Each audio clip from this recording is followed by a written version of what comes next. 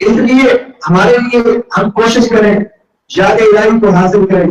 ذکر کی اور بھی احادیث مبارکہ کے اندر فضیلتیں آئی ہیں. فرمایا ذکر جو ہے عذاب الہی سے نجات کا ذریعہ ہے. امام احمد بن حنبل رحمۃ اللہ علیہ نے حضرت معاذ بن جبل رضی اللہ عنہ سے روایت نقل کی ہے. ما عمل آدم عملا انجا له من عذاب اللہ من ذکر اللہ. فرمایا ذکر اللہ سے زیادہ بندے ذکر اللہ سے زیادہ بندے کا کوئی ایسا عمل نہیں ہے جو اللہ تعالیٰ کے عذاب سے اس بندے کو بچا لے. اللہ تعالیٰ کا عذاب آیا ہوا ذکر اللہ کی وجہ سے ٹل جاتا ہے. اسی لیے فرمایا تم میں سے کوئی ایک ایسی جماعت ہونی چاہیے جو اللہ کی یاد میں ہو, ہر وقت اللہ کی یاد میں رہے. یہ چیز ہے. اور یہ جو ذکر اللہ ہے اس کے بارے میں فرمایا کہ جو مجالس ذکر ہوتی ہیں ان کے بارے میں فرمایا وبشر رحمتہ کہ اللہ کی رحمت کو ڈھانپ لیتی ہے. اور فرمایا کہ منزلت علیہم السکینہ اور ان پر سکینہ نازل ہو. جو لوگ ذکر والے ہوتے ہیں ذکر کی مجالس لگاتے ہیں ذکر کے حلقے لگاتے ہیں فرمایا ان کو اللہ کے فرشتے آ کر ان کے سروں پر بیٹھ جاتے ہیں اور ان کے سروں پر سکینہ نازل کرتے ہیں اور ان کو رحمت سے ڈھانپ لیتے ہیں. یہ ذکر والے ہیں. فرمایا وذکرہم اللہ ومن عندہ یہ اللہ کو یاد کرتے ہیں دنیا میں بیٹھ کر. اللہ تعالیٰ کو یاد کرتے ہیں فرشتوں کی مجالس کے اندر.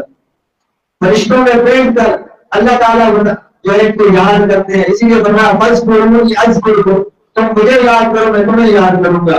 اس لیے ہمیں کوشش کرنی چاہیے ذکر اللہ ذکر والی زندگی گزارنی چاہیے اور اس چیز کو حاصل کرنا چاہیے کہ ہمارا دل ہر وقت یاد الہی میں مصروف ہو.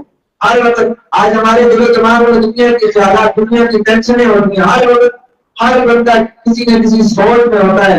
اللہ ماشاء اللہ بہت کم لوگ ہوں گے جن کا دل یاد الہی میں رہتا ہے. ہر وقت ان کے دل میں یاد الہی ہوتی ہے. دنیا کا کام کر رہے ہیں دکان کر رہے ہیں کاروبار کر رہے ہیں لیکن دل اللہ رب العزت کی یاد میں ہوتا ہے. کثرت کے ساتھ ذکر الہی میں جو ہے مصروف ہوتے ہیں.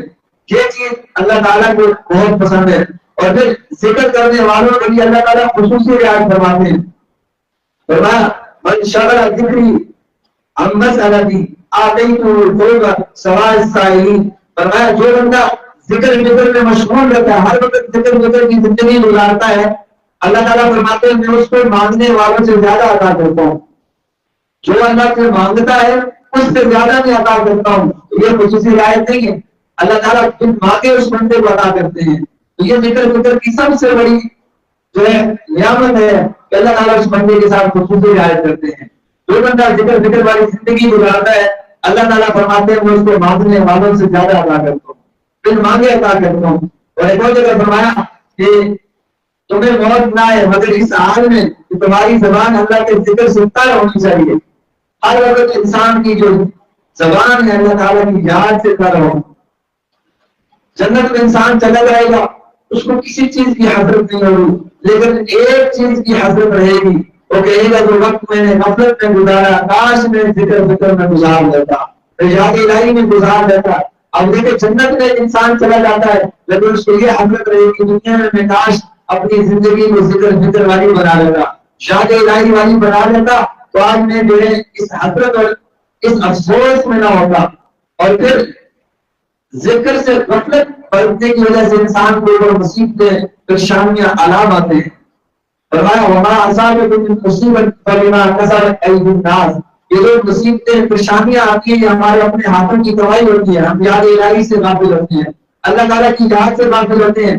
پھر اللہ تعالیٰ کی یاد سے غفلت کی وجہ سے ہمارے اوپر مصیبتیں اور پریشانیاں آتی ہیں. جب بندہ مصیبت میں ہو پریشانی میں ہو یاد الہی میں بیٹھ جائے اللہ تعالیٰ اس کی پریشانی کو دور کر دیتے ہیں.